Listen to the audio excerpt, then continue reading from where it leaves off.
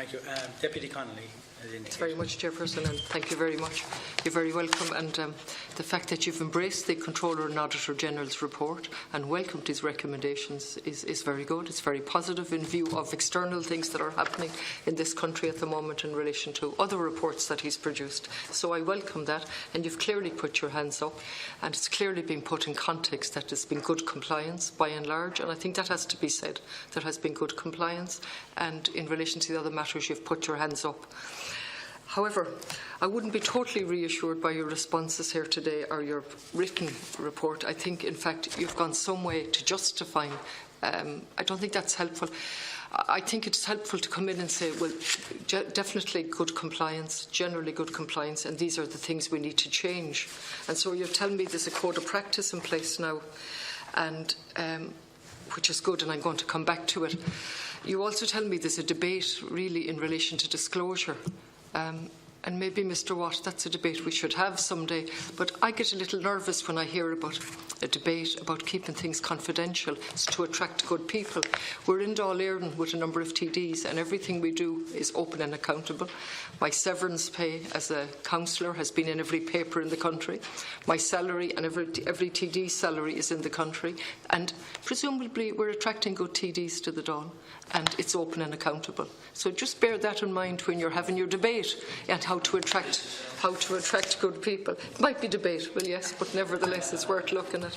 Now, in relation to on page 18 of the report, overview of the findings, and again you accept all these, but it's noteworthy that it was disclosure was the problem, disclosure in accounts. Civil servants, secretaries general, chief executive of state bodies, ministerial appointments all got a mark for no disclosure in accounts. Are you telling the committee that that won't happen again now? So will I answer that? So we've agreed in relation to the boxes where there are X's there, yeah. Civil Service and Secretaries General, that the values of any termination, whether it's cash severance or whether it's early years or added years, early pension or added years, that those amounts for 2015 they're actually in the appropriation account, so they're made clear.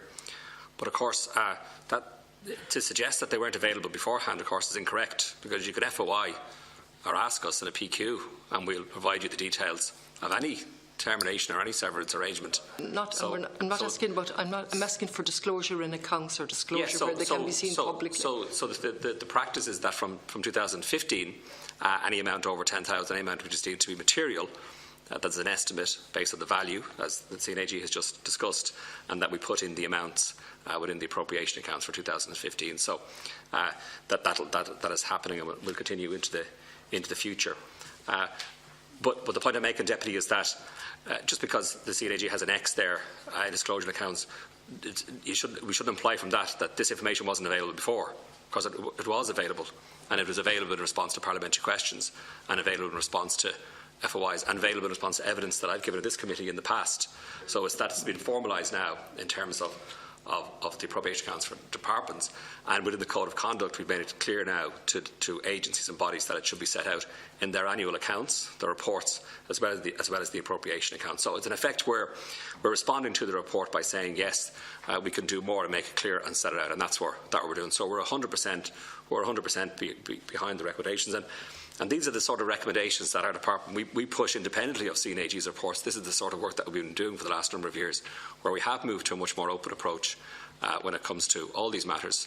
And as you know, the pay of civil servants and our expenses and diaries are out there, the same as deputies, that you'd be happy to hear.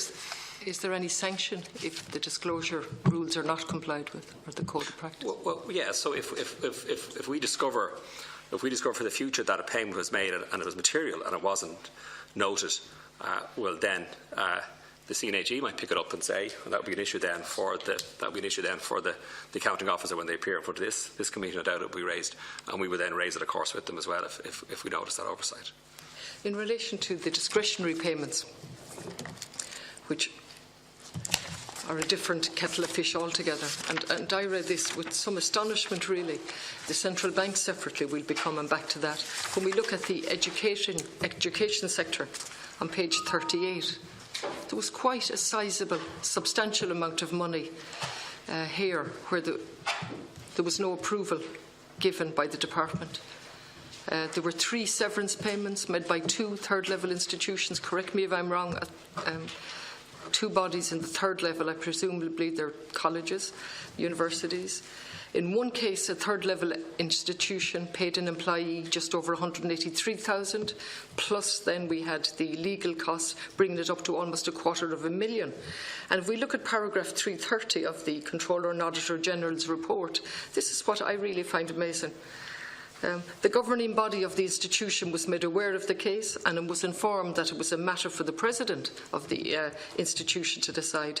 The settlement terms and amount paid were agreed and approved by the president on his own, and then he went back and told the governing body of the outcome. Now, that surprises me in itself. One wonders why there's a governing body if the president is going to make the decision. But the question for here is that was done without any sanction from the department, isn't that right? And that institution didn't believe that they needed sanction. Is that correct? So I think the Department of Education requested details. I think may have been aware of the situation. What we said in the guidelines is that bodies need to set out arrangements that are appropriate, and that the parent department is aware, and that they sanction the payments, and that they sanction that they're in line with the.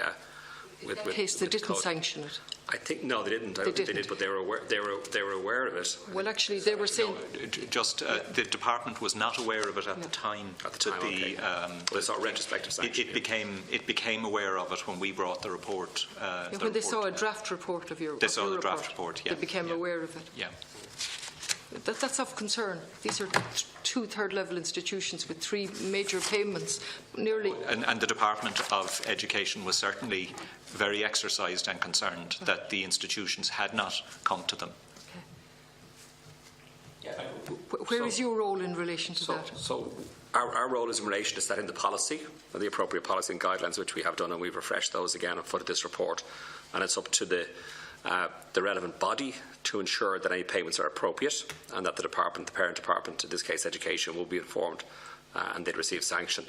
But there's a bigger issue here, though, around governance. Again, you have an institution. I don't know what institution, but an education institution, they have budgets of hundreds of millions, 400, 500, 600 million. The Department of Education, I'm not here to defend them, but the Department of Education can't decide everything. They can't be there standing behind the president or the governing body. It's the ultimate responsibility for doing the right thing rests with the leadership and the governance structures within these bodies. And I think that's the real challenge for us in this situation, that we need to set the right policy, which we hopefully will do, but it's up then to the relevant bodies to ensure that it's been implemented appropriately. Or else the system won't function, Deputy. Like, if you can imagine, if we're saying, okay, the Department of Education is going to sanction this payment, and that's what we say now, but where do you draw the line? Okay, like, do you want the Department of Education to run third-level institutions? No. So we don't want that. So there's a balance to be struck, and I think it'll be interesting to see as we pursue the new policy, the extent to which it will operate. Deputy, maybe just if you were to look at figure 3.9 in relation to that particular case, I'm satisfied that the body actually handled it well. They got legal advice. They made an assessment. Is this the best thing to do? We must finish this situation. As the Secretary-General has said, there can be damage done to a body, and development doesn't happen if there is a difficulty with an individual. The specific place where they fell down was that they should have gone to the department and they should have said, we have a problem, here's how we're dealing with it. It's been fully considered by the governing body. They understand the principle, and we have agreement for the deal. Are you comfortable with this? And that's the thing they didn't do. Well, I think that's the point I was making, and I'm not happy with Mr. Watt coming back telling me that the Department of Education can't micromanage. I'm asking, how do we improve it? I'm putting my hands up and welcoming you, saying generally good compliance. But on the issues specifically that have been raised, I'm not leaving here today that this couldn't happen again tomorrow in those third-level institutions. No, that's number one. And on the second page, the second institution, actually, the Comptroller and Auditor General goes down to say there's a bit of confusion here in relation to the Health Executive. They're talking about the Department of Education and they're talking about the HSE. But the only point I want to make in relation to it, they were significantly at variance with the terms of the HSE scheme, as they exceeded one of the limits provided for within that scheme. In other words, they picked out a scheme to say that's what they were following, and yet there was significant non-compliance or at variance with that scheme. So what I'm asking you, Mr. Watt, how can that be avoided in the future? I'm not asking for an answer that says that's only a small amount, or that. I'm asking how can these issues that have been highlighted be avoided in the future. And I'll just finish because I'm conscious of time. I'd like that question answered. And the second question that jumped out at me, or issue, was confidentiality. And the final institution that's highlighted here is the health sector. And they actually had a gagging clause in theirs. In one of their severance, a gagging clause. The clause does not acknowledge any statutory obligation override. So clearly it was set out that the person was obliged to keep confidentiality. Serious issues there in relation to drawing attention to public sector issues or public issues. That particular issue of the gagging we've addressed in the Protected Disclosures Act 2012, where there's a provision where you can't sign any confidentiality act which overrides the provisions. I understand that, and you've made that point, so that situation wouldn't be allowed now under the situation arising from the enactment of that piece of legislation. So that has been addressed, and whether it was legally not the case, it seems inappropriate to have such an order, and wouldn't be good practice. In relation to the third level, so if you look at the report, and the report table 3.9 shows good compliance with good practice, where the body fell down was not informing the department, and so we've made that deputy, we've made that clear within the code and within the guidance that we've issued. And again, the fact that the CNAG has highlighted these issues will now have an impact across the system, so people appreciate it. We also, in relation to discretionary severance payments, and this relates to discretionary severance payments, we're going to build on the proposal that's set out, the New Zealand model that's set out in the report, and we're going to draft up a circular which will remind the system again about discretionary severance. And I think the scheme we eventually decide upon will be very similar to what's set out in the CNAG report. I think it looks as if it covers the elements. So we hope, Deputy, that those different elements that we've moved on since the report will help to reduce the risk of that happening again. But nobody sitting in this position can ever tell a deputy that won't happen again. Okay, it's just not. Nobody can ever give that assurance, because we know about the system. We know that mistakes are made. That we know that can be governance failures. But we're hopeful that in response to the report and what we'll be working on, that will definitely reduce the likelihood of that happening again.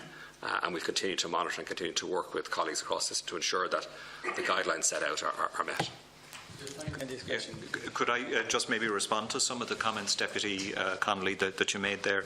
In the education sector, I think there's two interesting things. I mentioned Body C, or Institution C, which did everything very, very well.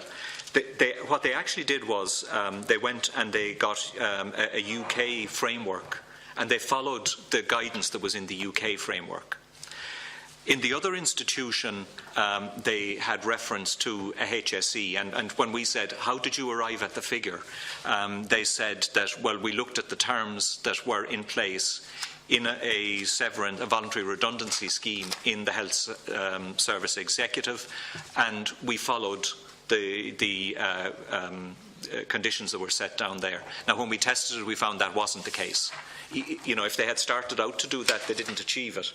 But I think what's actually interesting, and particularly when you take it with the Department of Education and Skills Surprise, when we brought their attention to these, was that neither body thought to go to the department.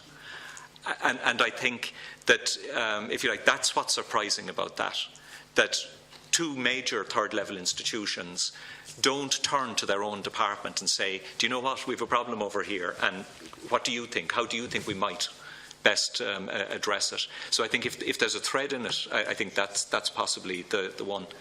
The final thing, just in relation to gagging orders, we do on occasion, and it's not just actually in relation to severance, it could be settlements where there's a legal dispute and a settlement is reached and there's a confidentiality clause in it.